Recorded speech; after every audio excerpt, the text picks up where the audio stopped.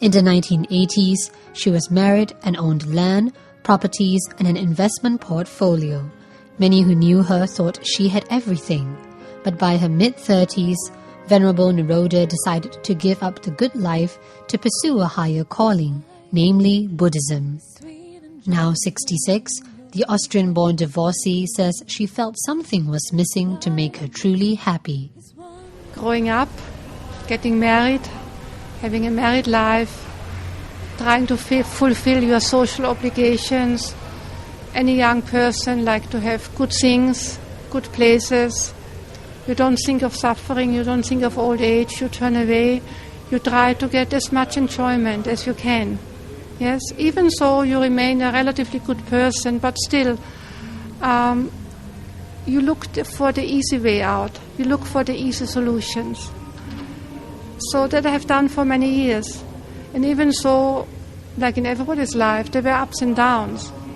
But in general, I had more and more a good life. And yes, and yet, less and less, an inner sense of satisfaction, an inner sense of happiness, of lasting happiness. Happiness came and gone, fleeting sorts of happiness, but more of an empty feeling, a feeling of boredom. Declining to reveal her net worth, Venerable Nirodha began relinquishing all her wealth at the age of 34. She then began her faith journey to Buddhism and is today co-abbess at the Dharmasara Buddhist Nuns Monastery in Perth, Australia. In the beginning, though, people did not take her path to Buddhism seriously. Some people thought I had so much in my life, except enlightenment, and now I'm pursuing enlightenment because it's like the last pearl missing in my string of pearls, but that's not the case.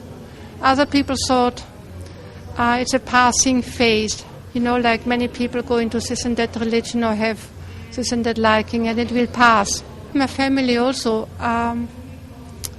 couldn't first believe it, and I remember still my mother saying, at least can't you be a good Carmelite nun in a nice Baroque monastery in Austria? How did you convince, maybe your mother, for example, that you are happier now, than you were before? Well, my father has passed away some years ago, and actually, interestingly enough, just a few days before I came to join the monastery in Perth, my mother passed away. But she knew that I was going into the direction of becoming a nun.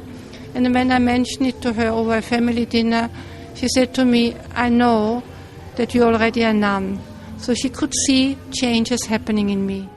Venerable Nirodha was invited by the Singapore Buddhist Fellowship as a guest speaker for the Kathina celebrations, which marks the end of the rainy season. Catch highlights from her dialogue in the next clip.